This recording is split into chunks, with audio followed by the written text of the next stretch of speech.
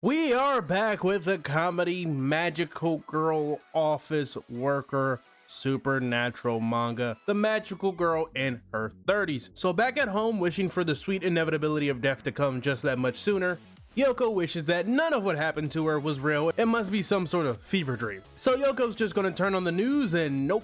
All that did truly happen yesterday. But hey, at least they didn't see her face. But I believe those in the streets would define this as tragic. While going through the external, internal, just crisis in general, the bell that's connected to the door rings. Damn, did 5-0 find her that fast? Shit, what were they going for, a speedrun world record? Yoko checks the door, and after checking the door, Yoko would have much rather preferred it to be the cops. As it's the bunny. Oh no. As the bunny here requests for her to open the door, nah, she's good. So after a couple of life-ruining threats, Yoko reluctantly allows the bunny in. Upon intruding into the house, the bunny remarks how terrible this situation is.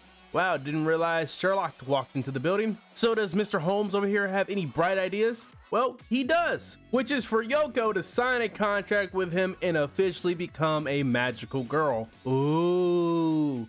The bold strategy of throwing gasoline into an inferno, that's a new one. So the reason he suggests this plan is because if Yoko doesn't want to be wanted nationally for a national act of terrorism, her only chance is to become famous by being a magical girl of justice and saving the world. One key issue, the cringe would probably leave her in a vegetative state, so there has to be another solution. Well, according to the bunny, along with some good old-fashioned blackmail, there is no other option for Yoko, except to be forced to sign a contract to where if she violates any of the terms or conditions, she will be branded a traitor and be hunted down for the rest of her life until she's executed. Now that's the bad news. The good news is that the bunny is also under these same rules and obligations, so at least she won't be dying alone. But she will be dying here shortly, as it's time to practice the magical girl stuff, which she'll barely be able to make it through as long as it's not the typical magical girl stuff. And it's the typical magical girl stuff. Okay, great. This is gonna be bad, but it can't be that bad. Oh, it seems my corrected has been standed. Listen, the rabbit would love not to see someone over the age of 17 do this either, but the protocol is the protocol. So if she could just copy what he did, that would be great. So let's try this. First attempt, go. Life is hell, existence is pain, suffering is eternal, and hope is fleeting. She can't do it, the bunny can't do it, I can't do it, you can't do it.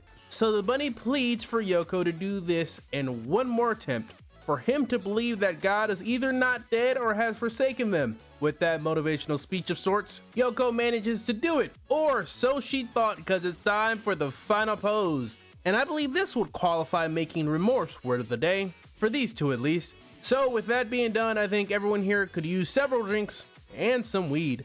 So with that part of the tutorial being over, would Yoko like to know what magical girls do exactly? No?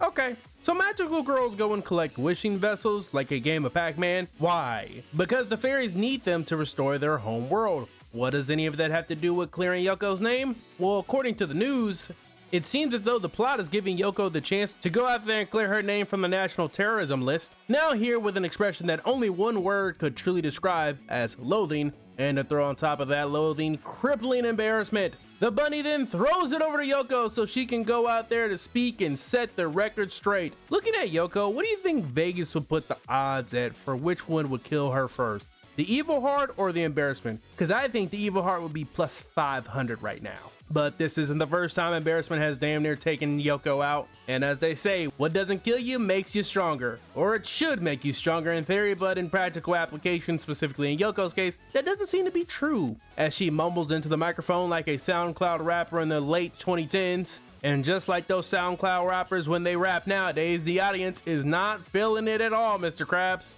After the chemical X mixture of cringe, embarrassment, and pressure, she finally gathers the courage to challenge the evil heart who's just been waiting watching the train wreck. It's time for her to cash that check she just wrote. Seems as though the check has bounced. So what exactly happened? So, Magical girls' powers come from their sense of self-affirmation, and the reason Yoko was so strong previously was because the bunny used himself as a source of her magic, and his self-confidence is a little too high, some might say. Yoko's, on the other hand, is currently going through an error 404 at the moment. So since the bunny is no longer the conduit for her magical power, but Yoko is now the conduit instead, I believe they are what the French would say, fucked. After receiving a concussion and giving the evil heart the shard, they managed to get away. So Yoko asked the bunny if he had any friends that are contracted with other magical girls. Yeah, he actually has a lot of them, but if someone came to him with the choice of revealing Yoko to them or taking a cyanide pill, it wouldn't even be a choice. He would take the cyanide faster than you can say she's a minor. But to spare himself of having to do that, he lies and says he has no friends, for Karma to not just bite him in the ass, but chomp his whole bunny ass. As one of those friends calls him out on the TV, telling him to check his line. So what was that about him having no friends? Yoko, you see the way his friendships are set up? Yoko truly does not care how they're set up. They should go and meet them. But like, what if they just didn't? Because the embarrassment would send his HP to the negatives due to Yoko already being 23 years older than his preferred age. And her face is not exactly what one would picture if one said, picture me a magical girl. Plus, to top it off, she's old enough to be some of these magical girls' moms. Those are some valid points Yoko had not considered. So maybe they should just ignore them. However, the other fairy informs them that the Great Tree of Dreams has told him if they ignore them, they'll be branded as traitors and executed. Here they are, waiting for the others to arrive. Their only chance is that the other fairy's magical girl is actually older than she looks. The other two arrive, and yeah, fuck no, she's nowhere near the age of 30. Matter of fact, she might not even be close to the age of 20. Damn. So the new magical girl is just so excited to meet Yoko and become besties with her. Even though Yoko's wearing a mask, I feel like she should still be able to tell that Yoko's old enough to be her mother. But she's wearing glasses, so maybe her face is not magical girl quality. Yeah, no, she's exactly what you would imagine a magical girl to look like, and she's 12 to boot. Old enough to be Yoko's daughter if she had one. Yeah, this gonna be a yikes from Yoko, as she would like to go back now. But Sunflower over here really wanted to meet Yoko and see her face, as her fairy told her that Yoko's fairy told him that his partner was so adorable that even describing her was nigh impossible. Let this be example number 9 trillion of why you do not lie or gas someone up. Because now Yoko has to cash another check, except this one she didn't write, as Sunflower takes off Yoko's mask and gives the exact reaction you expect to get, especially from a 12-year-old girl.